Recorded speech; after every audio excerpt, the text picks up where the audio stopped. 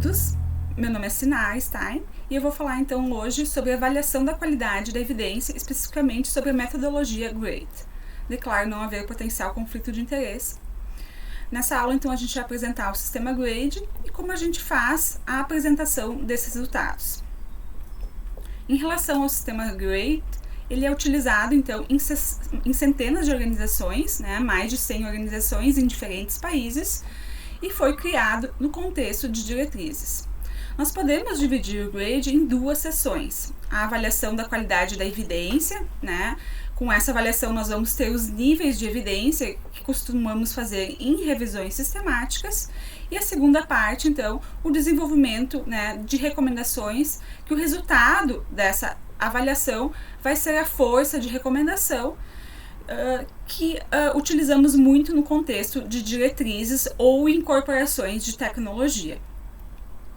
Nessa aula a gente vai focar então sobre a avaliação da qualidade de evidência, avaliando os níveis de evidência que costumamos fazer em revisões sistemáticas. Em relação aos níveis de evidências, elas representam nossa confiança que a estimativa do efeito é adequada para embasar uma determinada decisão ou recomendação.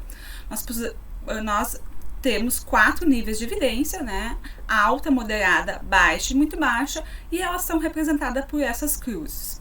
Uma evidência alta, uma definição de evidência alta, é uma forte confiança de que o verdadeiro efeito esteja próximo daquele estimado. E nós podemos diminuir essa qualidade, essa certeza da evidência para moderada, baixa e muito baixa. Uma certeza muito baixa é uma confiança na estimativa de efeito é muito limitada, há um importante grau de incerteza nos achados.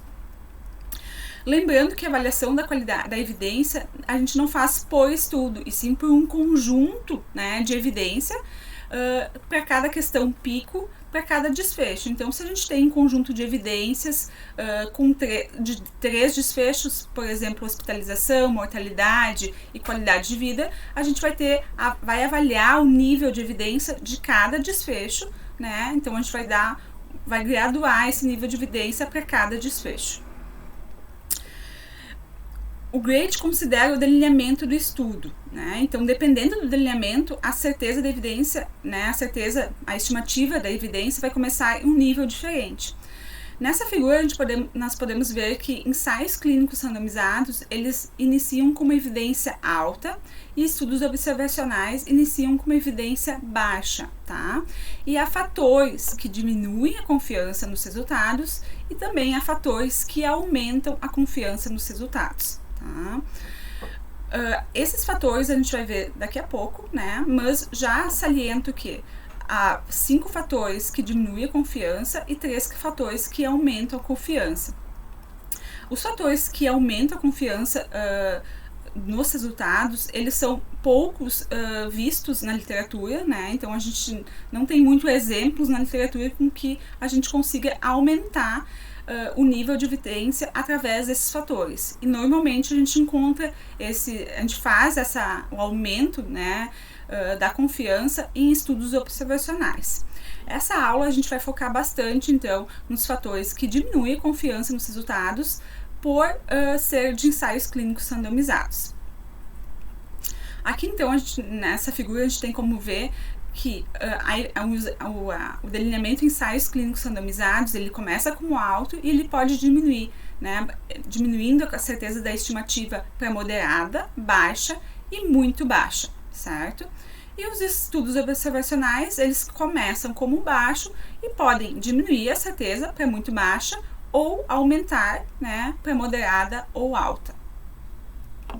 Em relação a esses determinantes da qualidade, esses fatores que diminuem ou aumentam a qualidade, quais são eles, Os fatores que diminuem a qualidade são limitações metodológicas no delineamento e execução, que são os riscos de vieses, inconsistência, que a gente avalia a heterogeneidade dos estudos, evidência indireta, que a gente vai avaliar então se a questão pico é a questão pico exata que a gente está avaliando, que foi programada, que foi que a gente conseguiu avaliar mesmo, aquela que a gente quis avaliar.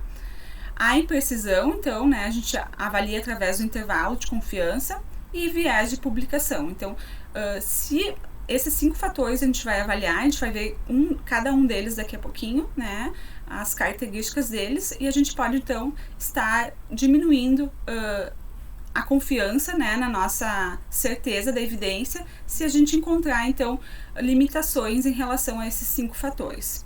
E temos 3 fatores que aumentam a qualidade, né, da certeza da evidência: a grande magnitude de efeito, confundidores residuais em direção oposta ou gradiente dose-resposta, tá? Saliento novamente que esses 3 fatores que aumentam a qualidade, eles são poucos vistos na literatura e a gente não utiliza com tanta frequência. Nessa aula, então, a gente vai focar nesses 5 fatores que diminuem a qualidade da evidência. Bom, o primeiro, então, que a gente vai comentar é sobre as limitações metodológicas, o risco de viés, né? Primeiramente, a gente vai, então, avaliar o risco de viés para os estudos individualmente. Então, para cada, né, delineamento, a gente tem ferramentas adequadas, né? Então, se a gente está trabalhando com ensaios clínicos randomizados, a gente vai usar, então, ou a Cochrane Risk of Bias Tool, que é da ROB 1.0, ou, né, a ROB 2.0, que hoje é a ferramenta mais atual que a gente utiliza para avaliar o risco de viés de ensaios clínicos randomizados.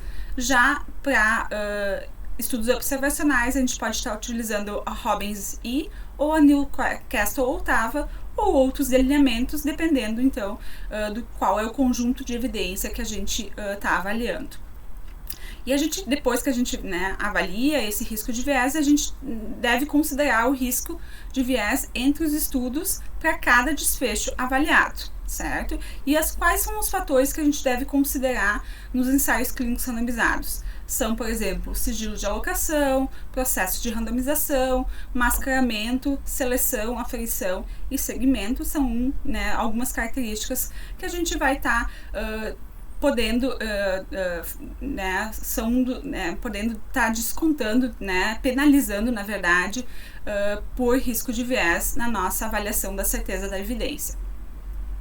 Aqui a gente tem, então, um exemplo, tá? Um forest plot, né? Um gráfico de floresta que compara cafeína e cefaleia. Nós podemos ver, então, que aqui o resultado pontual foi um risco relativo de 1,38, com intervalo de confiança de 0,96, um intervalo risco de 2. Né? Então, podemos ver que não houve, então, não tem uma evidência, né? Uma associação entre cafeína e cefaleia. Como a gente faz a avaliação, então, do risco de viés desse conjunto de evidências, né? Eu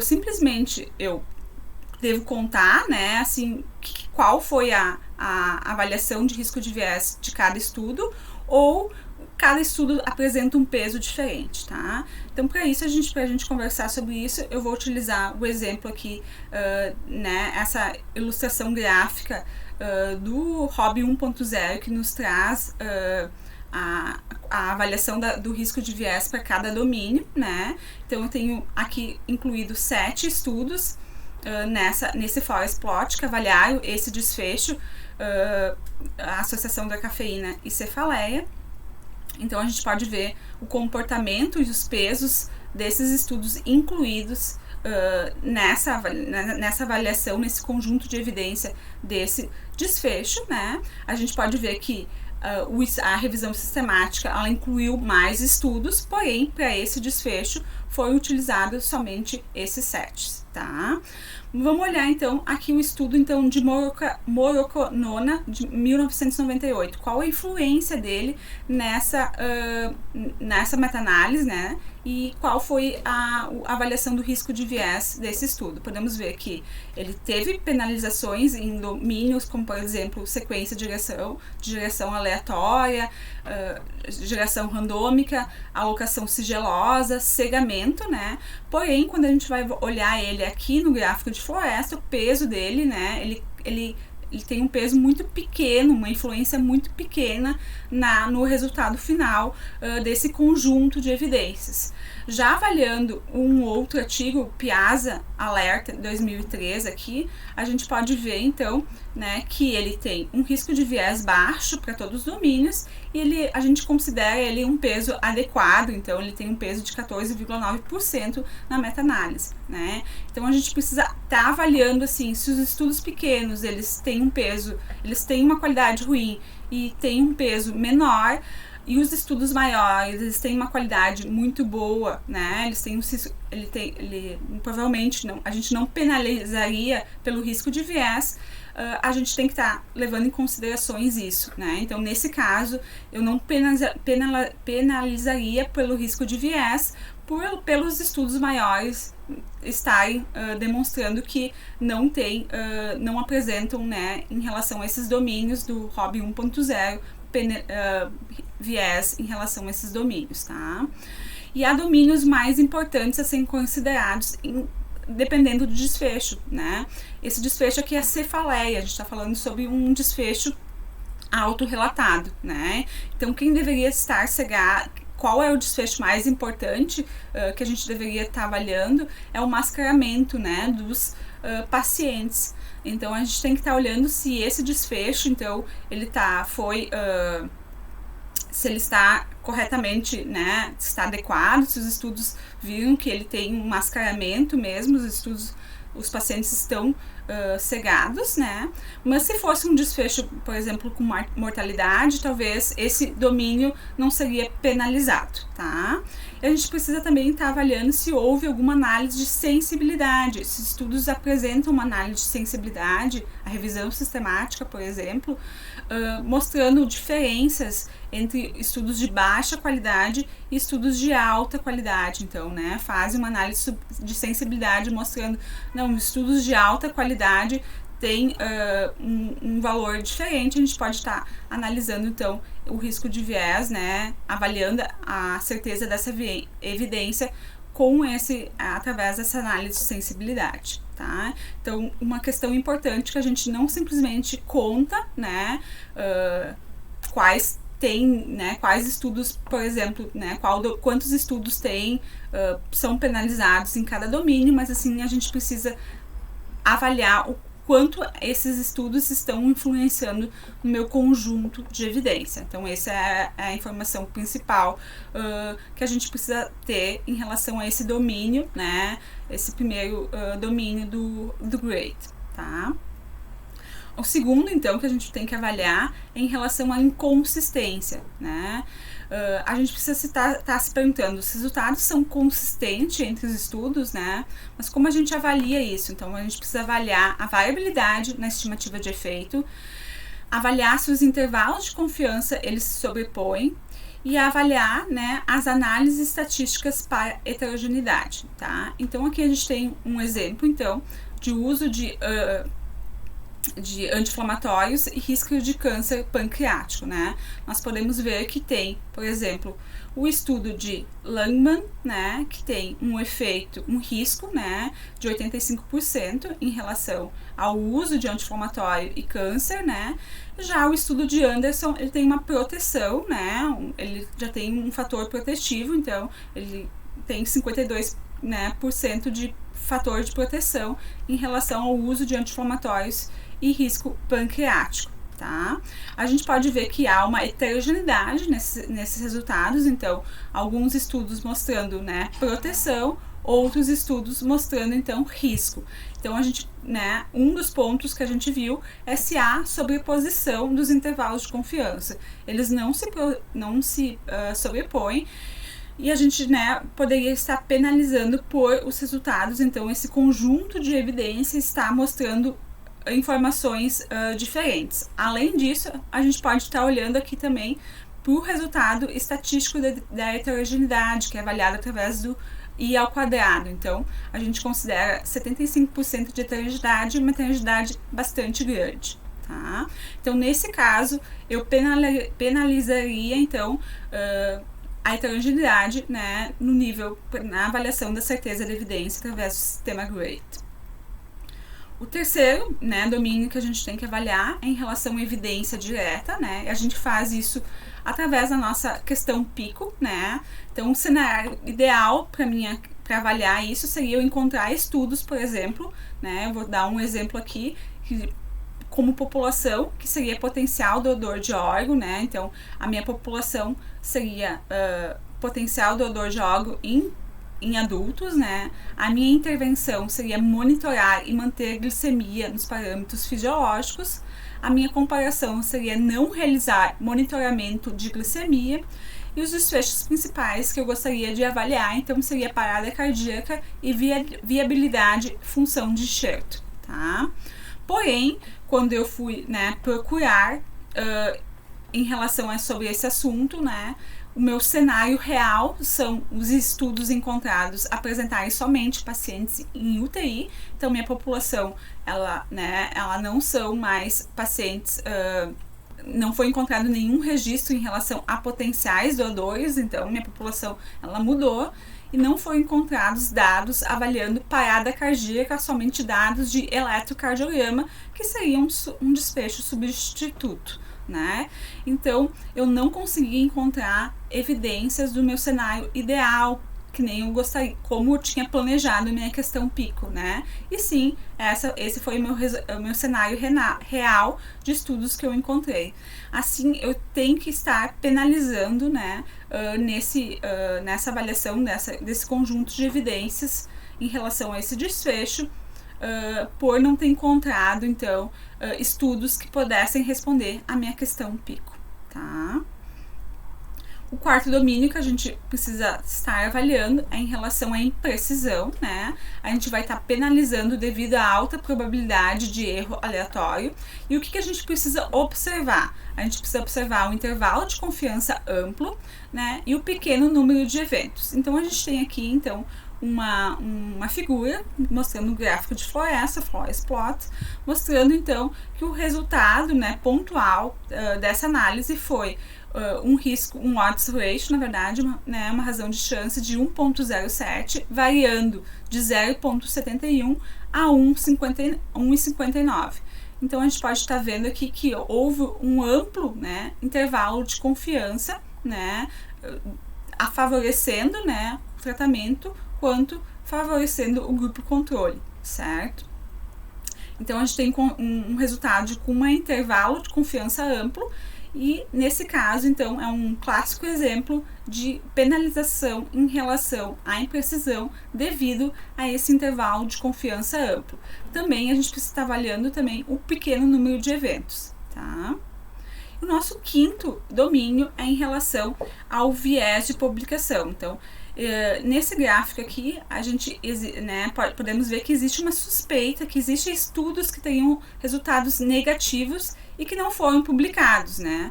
Quando a gente tem essa suspeita de viés de publicação, a gente também pode penalizar a nossa evidência.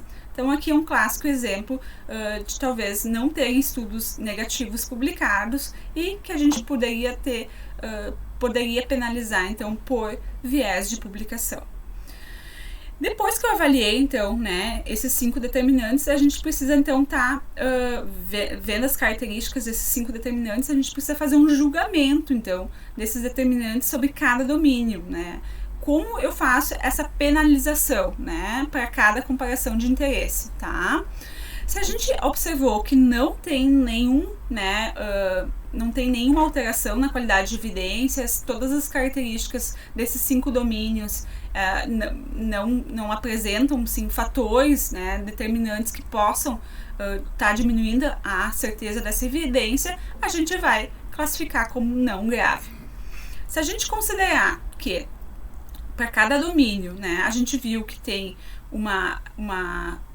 problemas em relação à apresentação desses resultados, em relação a viés, ou imprecisão, ou evidência indireta, ou inconsistência, a gente pode estar reduzindo um nível de evidência ou até 2 níveis de evidência, tá?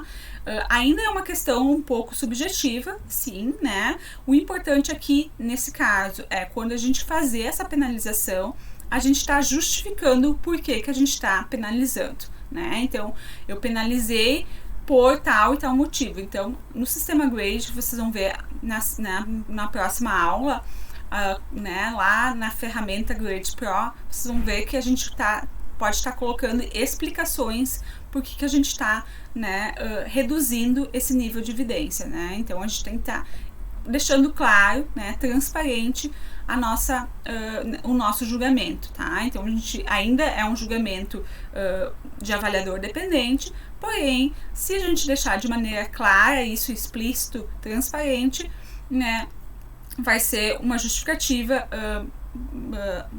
sem problemas nenhum, né? Então, a gente pode estar justificando conforme o nosso conhecimento, e a pessoa que vai estar lendo, né, viu por que você está julgando dessa maneira, está vendo quais fatores que você considerou, então, em relação a essa penalização, tá?